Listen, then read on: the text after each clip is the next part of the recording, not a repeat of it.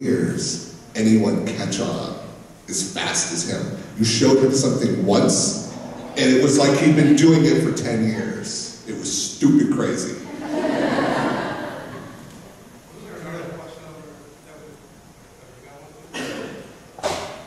Just real quick, I was wondering if you ran your own phone. We're not allowed to answer that one way or We don't even know what phone is.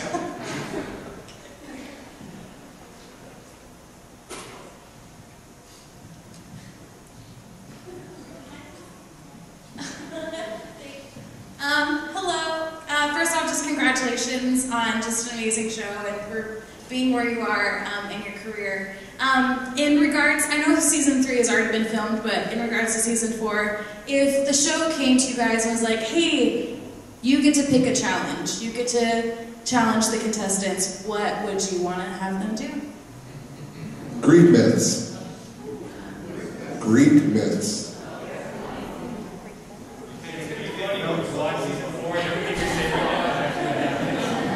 Maybe try and put animatronics in the mix of some sort, whether it was hand pulleys or actual servos. I'd like to see them have to actually pull off gags. Like if somebody's got to get like a hand chopped off or I don't know, something that actually has to do something. I like that arm breaking or somebody cutting the finger off. That would be really Toe.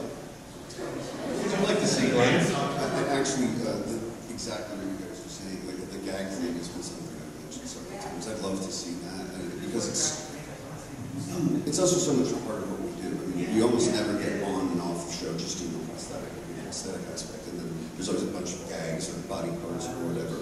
So a combination of like rudimentary mechanics that you can accomplish in a few days, and making something move, come apart, make it capable of being reset as it would be on set. I think that would be real. Hopefully we'll get there at some point.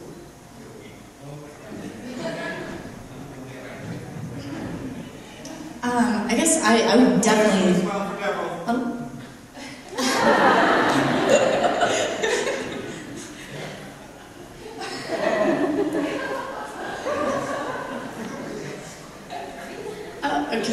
Can we continue? I don't want to struggle. I don't know what to do. No, I would love to see a lot of practical effects be done, like the bleeding shots and stuff. But I also would love to have on the judging panel to have a director, and he comes up with scenes for these makeups, so you can put this character in the scene and watch them reenact it. Because having your creature just stand there is almost kind of 50% of the job done. The other half, I feel, is the acting, the movement, the flow. That's why I love the dancing sequence and some of our challenges and stuff, to really see how the... Exactly, just scenes from movies to be reenacted with practical effects, yes. not Kavanaugh, anybody but Kavanaugh. Yeah, I have a question for Glenn. Is that cool, Glenn, to answer a question? Yeah, I'm going to try to keep it about that. I was just visiting, man. This is about that. Out of the first and second season, obviously you love all of them. Each individual has great work. But is there one particular look that stands out to you out of both seasons? No, I couldn't say that that's the case, because, you know, what's right one week is wrong the next week, and they have to deal with that. And some of it, at least on my behalf, is purposeful. There's hypocrisy to some of my advice, because in this challenge, that might be the right color or the right nose, or and then if you take it too literally, when the challenge changes and you take that off of your tool set and say, I'm not going to make it this color, make the nose look like that, it could have been the right thing. Reason I'm doing that, and some of the reason that we put the pressure on them in a positive way, is because we're really trying to emulate the situations that we get in trailers every day. And the general public doesn't really see that. The reality of it is, you know, when you get on a big film or a television show, there's so much pressure because there's so much money involved, and there are things that far transcend the importance of what we're doing, like the lead actor's availability, how many hours is going to be the trailer, what his turnaround, what time he has to leave at night, how you're getting the makeup off him. All of these things create this pressure cooker environment, and it's not all smiles and laughs and backslapping. It gets pretty gnarly when an actor shows up late. That means you lost an hour and a half of your 4-hour application time, and people start pointing fingers. So I think it's really cool that the show puts them in these impossibly difficult 2-day situations, because you get to see not only their skills and their work, but their character and how they deal with that pressure. And you know, making it through the show basically means you do just fine on set. You know, I mean, no one's like lost it and thrown a hissy fit and walked off. And it certainly happens in real life, unfortunately, but the trailer's a tough place to be. So we want to make sure that they are comfortable with that, and that this is what they want to do for a living, that they'll be able to deal with that pressure when you've got a producer screaming at you. It's far less fun than having me screaming at you, I assure you. I guess maybe Kavanaugh does have a question. Just yell at Kavanaugh quick. Are you guys going to have an all-star season? Maybe when you get, this might be for Glenn, maybe not even a panel. Do we have any, nobody has any idea. I'd love to do that, too. It'd be great. There was another one. Some real question.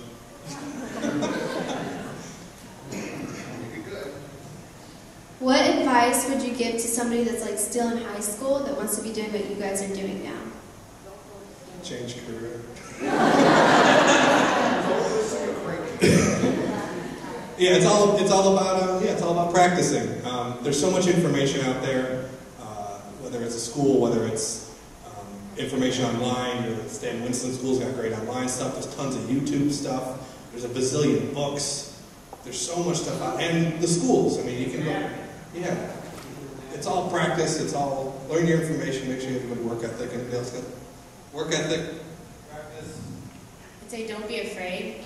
If someone asks you to do something that you don't know how to do, just say yes, and then go figure it out really fast. Ask questions, find somebody, but don't get it in over your head. But the biggest thing that I see, even with people that are already practicing, already in school, is that they're like, I need to practice a little bit more before I apply for this job. I need to do this a little bit more before I apply for this job. Just do it. Figure it out. Because the best practice you're going to get is doing an actual job, and it doesn't have to be high pay. It doesn't just do something. And I started out doing really low budget, hardly any pay for a lot of work, but I tell you that was the best practice of my life, and this one production company I did it with got my career started. So I highly recommend it to everybody. Just do anything you can do and work with anybody that will hire you, and just do what you got to do.